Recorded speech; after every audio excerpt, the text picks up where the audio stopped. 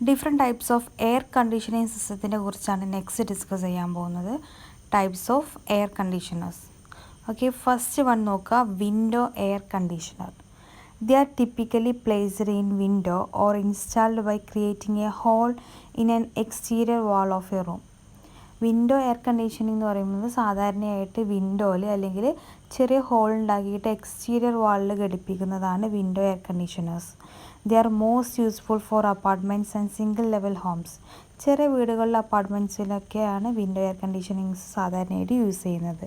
Okay, and they may in different sizes and built to fit for window type. പല സൈസുകളിൽ കിട്ടും, എങ്കിൽ കൂടി വിൻഡോയുടെ സൈസിൽ ആ ഒരു ഷേപ്പിലാണ് സാധാരണയായിട്ട് മാനുഫാക്ചറിങ് ചെയ്യുന്നത്. The bigger unit more cool air generated. വലുതാകുമ്പോൾ അതിനനുസരിച്ച് എന്താണ് കൂടുതൽ കൂൾ എയറിനെ ജനറേറ്റ് ചെയ്യുന്നു. But the cooling capacity of window air conditioning is less. Okay, സാധാരണ ഒരു എ സിയെ കമ്പയർ ചെയ്ത് നോക്കുകയാണെന്നുണ്ടെങ്കിൽ വിൻഡോ എയർ കണ്ടീഷനിങ്ങിൻ്റെ കൂളിംഗ് കപ്പാസിറ്റി കുറവാണ്. സെക്കൻഡ് വൺ നോക്കുക, air source heat pumps. Air source heat pumps എന്ന് പറയുമ്പോൾ they are energy efficient and low maintenance cooling solution for Holmes.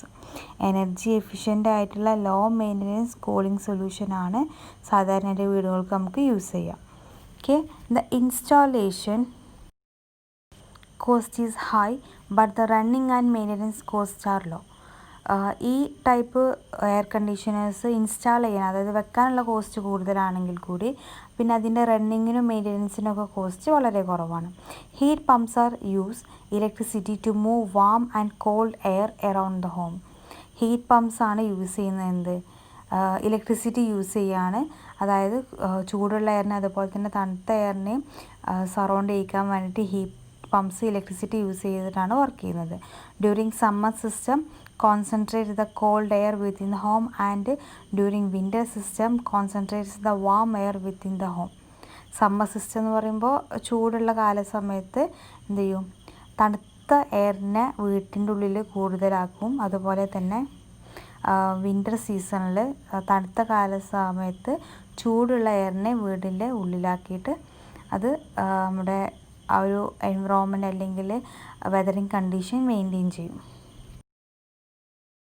Third type A C ആണ് central air conditioners. Central air condition എന്ന് പറയുമ്പോൾ നമുക്ക് എല്ലാവർക്കും familiar ആണ്, centralised A C എന്ന് പറഞ്ഞ് കേട്ടിട്ടുണ്ട്.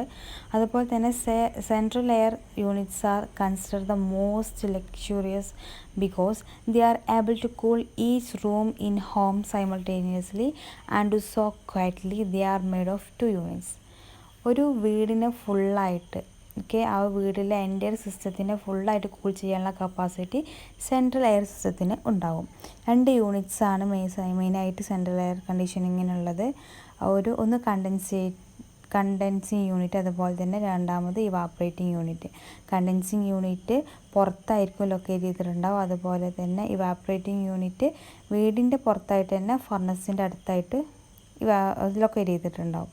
Okay, the 2 units are connected to each other. 2 യൂണിറ്റുകൾ തമ്മിൽ കണക്ട് ചെയ്തിട്ടുണ്ടാവും. അതുപോലെ തന്നെ the considering unit responsible for generating cool air propelled into the evaporating unit.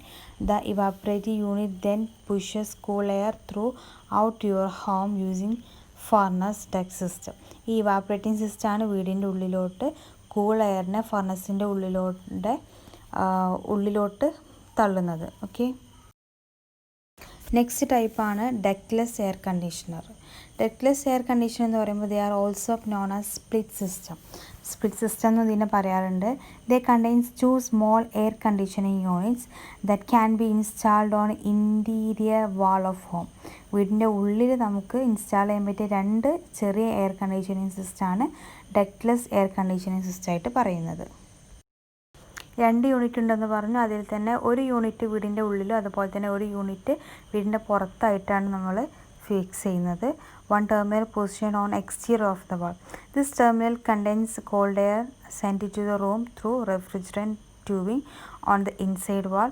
The terminal acts as a distribution center for cool air. സാധാരണ നമ്മൾ വീട്ടിലൊക്കെ use ചെയ്യുന്ന AC ഈ ടൈപ്പാണ്. അതായത് പുറത്തുള്ള കണ്ടൻസർ എന്ത് ചെയ്യും, നമ്മുടെ കൂൾ എയറിനെ ഉള്ളിലോട്ട് തള്ളിയിട്ട് ഉള്ളിലുള്ള സിസ്റ്റം അത് സ്പ്രെഡ് ചെയ്യുന്നു. ലാസ്റ്റ് ടൈപ്പ് AC ആണ് portable air conditioners. Portable air conditioners എന്ന് പറയുമ്പോൾ നമുക്ക് നമ്മുടെ ഇഷ്ടത്തിനനുസരിച്ച് മൂവ് ചെയ്യിക്കാൻ പറ്റിയ എയർ കണ്ടീഷണേഴ്സാണ്. They are single self container unit that can be wheeled into a room and positioned on the floor. Hot air is discharged by a hose through exterior wall or window. They are noisy but they are good temporary cooling solution. ഒരു temporary cooling സൊല്യൂഷനാണ് portable air conditioners. സാധാരണയായിട്ട് കൂളേഴ്സൊക്കെ use ചെയ്യുന്നില്ല അതുപോലെ. Okay, അത് നമുക്ക് റൂമിൽ എവിടെയും താഴെയായിട്ട് വെക്കാം, അതുപോലെ തന്നെ എവിടേക്കും ട്രാൻസ്പോർട്ട് ചെയ്യാൻ ഈസിയാണ്. It is very easy and quick to install. അതുപോലെ തന്നെ ലോ കോസ്റ്റ് ആണ്. Can be moved from room to room. Short cooling range മാത്രമേ ഉള്ളൂ, but take floor space. Okay.